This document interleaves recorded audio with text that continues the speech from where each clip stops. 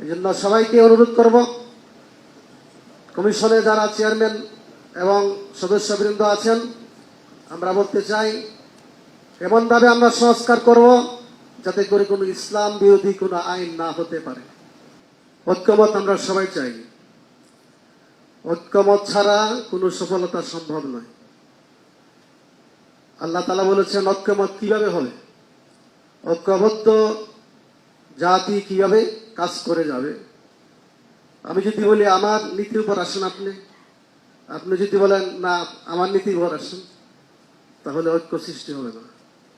এই জন্য আল্লাহ বলেছেন ঐক্য হতে হলে আল্লাহর কোরআন, আল্লাহর কিতাব, সুন্নাহ তথা ইসলামকে সামনে রেখে ঐক্যবদ্ধ হতে হবে। তাহলে সবার জন্য ইসলাম, সবার জন্য কোরআন, সবার জন্য সুন্নাহ, সেই ইসলামকে সামনে রেখে চললে আমি আশা করি বাংলাদেশ এগিয়ে যাবে। সাথে সাথে আল্লাহ তাআলা বলেছেন ফালা রাব্বিকা লা ইউমিনুন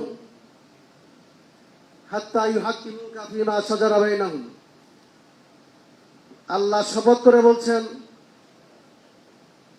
যতক্ষণ পর্যন্ত তারা আপনাকে অর্থাৎ মহানবী সাল্লাল্লাহু আলাইহি ওয়াসাল্লামকে হাকিম মানবে না, বিচারপতি মানবে না, সমস্যা সমাধান করার জন্য মানবে না, ততক্ষণ পর্যন্ত তোমরা মুমিন হবে না।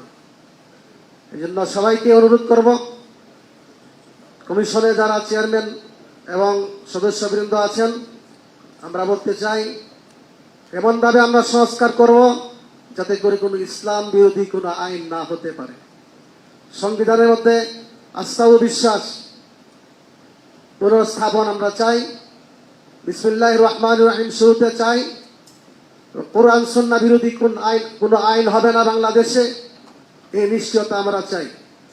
হেফাজতে ইসলাম বাংলাদেশ আল্লামা মুহসিন রহমতুল্লাহের মাধ্যমে প্রতিষ্ঠা হয়েছিল ইসলামের জন্য, রাসূলুল্লাহ সাল্লাল্লাহু আলাইহি ওয়াসাল্লামের ইজ্জত রক্ষা করার জন্য। রাসূলুল্লাহ সাল্লাল্লাহু আলাইহি ওয়াসাল্লাম তিনি রাহমাতুল লিল আলামিন, তিনি অধিকার দিয়েছেন সর্বশ্রেণীর মানব জাতির, শ্রমিকের অধিকার, নারীর অধিকার, সব কিছুর অধিকার একমাত্র আছে ইসলামের মধ্যে এবং মহানবী সাল্লাল্লাহু আলাইহি ওয়াসাল্লামের আদর্শের মধ্যে। আমরা এগিয়ে যাব, আশা করি আমরা ইসলামকে সামনে রেখে, কোরআন সুন্নাহকে সামনে রেখে আমরা ঐক্যমতে পৌঁছবো, সংস্কার করব ইনশাআল্লাহ। তাহলে আর কোনো ফেসিবাদ পুনর্বার আর এই দেশের ক্ষমতা আসতে পারবে না।